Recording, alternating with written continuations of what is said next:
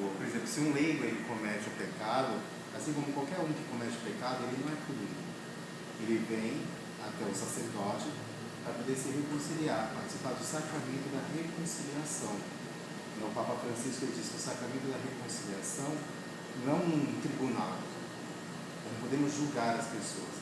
O sacramento da reconciliação é que o sacerdote ele tem que ser como um médico. A pessoa vem machucada e aí é curada diante disso.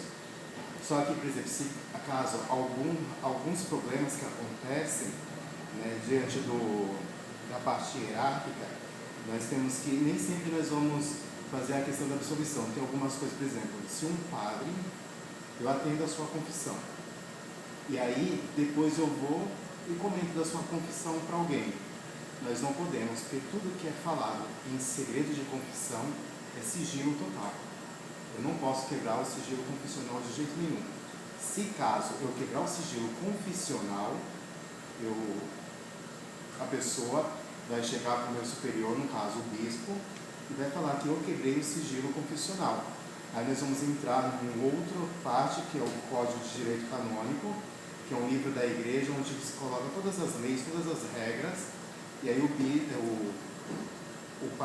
bispo vai me chamar para poder eu falar com ele, e ele vai me mandar uma carta lá para a Santa Sé, lá para o Vaticano, dizendo que eu quebrei o sigilo confissional. Lá na Santa Sé vai ter a congregação para o clero. E na congregação para o clero, ela vai mandar para mim uma penitência para que eu possa me reconciliar com Deus, que eu possa novamente deixar todo aquele erro, quebra de sigilo, tudo aquilo, eu vou sofrer uma sanção, né, canônica. Seria, entre aspas, vamos colocar na parte, vou sofrer como, vamos dizer, vamos para a cadeia, se fosse no tribunal normal. Então vou para a cadeia. Só que a nossa não é cadeia em si, mas eu vou ser suspenso do uso de ordens, não vou poder mais atender confissão, celebrar missas. Depende muito do que vai vir de lá para a gente.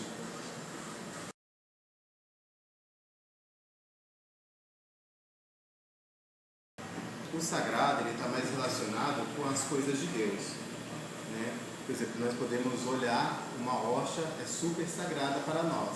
Se nós olharmos talvez por um outro olhar de outra religião, talvez não seja sagrado, seja uma coisa profana. Como pode um pedacinho de pão branco ser o corpo de Cristo? Isso, para nós, a mesma coisa. Nós podemos olhar para alguma coisa da religião, de outra religião, que ele se torna, pensa-se sagrado, mas que para o nosso olhar não é sagrado e profano. Não é sagrado, é profano. A questão da sacralidade do profano, nós temos que ver a partir do olhar da religião.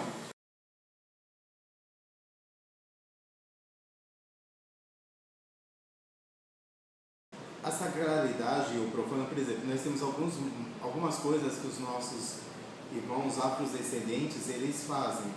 Muitas vezes nós olhamos com um olhar bem assim, isso é uma coisa profana que eles fazem. Mas vamos olhar com o olhar da religião deles, da criatividade deles. A igreja na África não é a mesma coisa que a igreja no Brasil. Se você participar da igreja no Brasil, no ofertório eu vou trazer pão e uva, que é uma coisa normal no Brasil. Se você for participar na África, eles vão trazer os frutos da terra, mandioca, cenoura, batata, eles vão trazer frutos da terra, que para nós é profano, mas aos olhos dele não é profano. Então nós temos que ver onde nós estamos para poder ver esse problema da sacralidade, do profano se relacionando. Então, dependendo de onde você está, é que você vai dar o sentido de sacralidade e profanidade.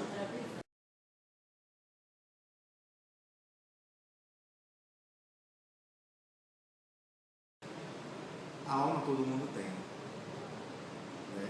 O Espírito nós falamos assim que é uma coisa divina. O Espírito que nós mais pregamos é o Espírito de Deus que habita em nós. Então, essa espiritualidade, aquilo que Deus fez, que nós recebemos, vamos dizer, a alma nós temos isso no nosso nascimento, o Espírito, que seria o Espírito Santo, nós recebemos no dia do nosso batismo. É aí onde nós deixamos de ser, muitas vezes, criaturas e nos tornamos verdadeiramente os filhos de Deus.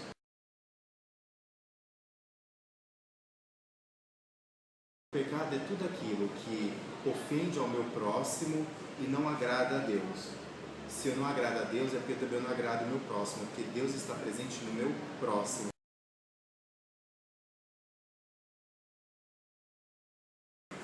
As igrejas, ela tem um grupo chamado CONIC. Esse grupo são conjuntos de igrejas onde elas se reúnem, principalmente na semana de Pentecostes até a Ascensão do Senhor. Depois do tempo pascal, onde a gente come os ovos de Páscoa, aquele tempo de Páscoa, nós temos 50 dias, que aí nós vamos ter essa semana de Pentecostes. Primeiro é a Ascensão e depois o Pentecostes. Nessa semana, nós vamos ter a semana de oração pela unidade dos cristãos, onde nós, que acreditamos no Cristo, nos reunimos para poder estar juntos e rezar por um objetivo, que é a paz no mundo.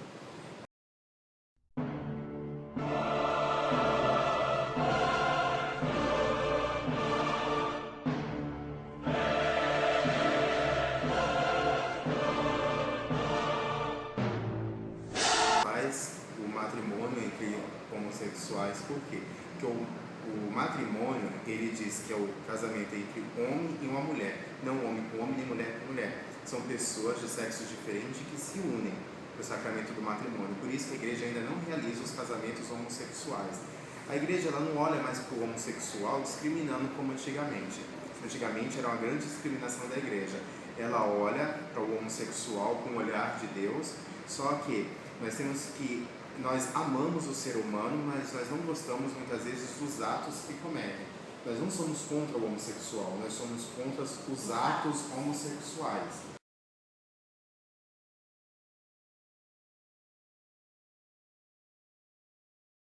Penso que não vai, porque nós, graças a Deus, não é questão de poder, nós temos o nosso espaço. Acho que cada um deve ter o seu espaço. Cada um tendo o seu espaço onde trabalhar, onde fazer seu ministério, não temos que ficar pensando no poder. Até os discípulos de Jesus brigaram pelo poder, mas não temos que ficar preocupados com o poder. Nós temos que preocupar que cada um faça o seu trabalho, cada um desenvolva bem aquilo que é o seu ministério.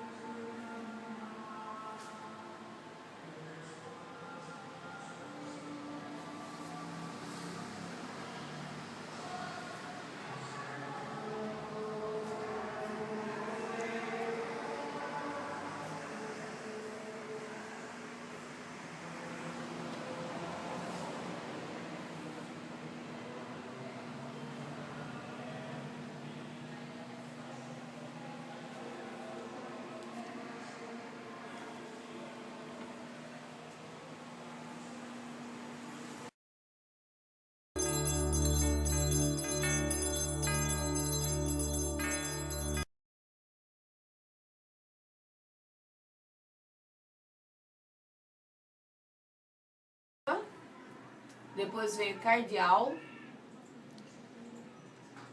agora estou entre bispo, arcebispo, depois veio monsenhor e aí o padre, né? O primeiro.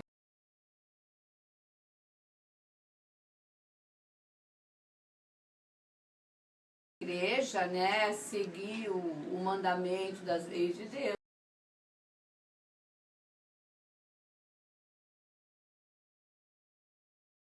Para mim, é isso que mais me atrai, é poder você chegar, tomar aquilo e sentir que você recebeu o corpo de Cristo em você, a gente se realiza. É algo assim, para mim, não tem nem o que explicar. É o momento mais mágico para mim que eu tenho, é essa hora que eu recebo a minha comunhão.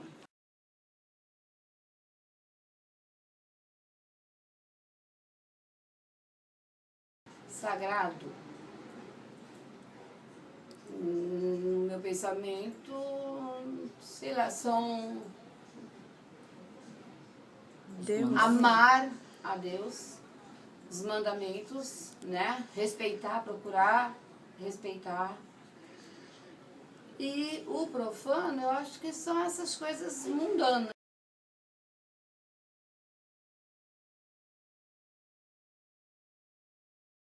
Católica é que é o seguinte, o dízimo você doa de coração sem ser obrigada e doa aquilo que o seu coração te diz, está dentro da sua possibilidade, olha, eu posso contribuir com isso.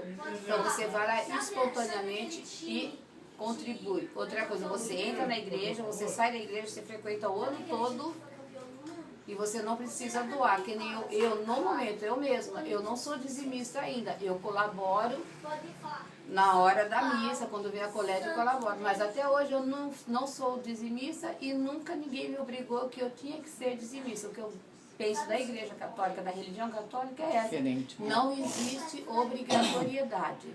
Você sabe que deve contribuir? Deve, é uma coisa que é possa mesmo, mas só contribui quem quer, quem pode e com aquilo que a pessoa...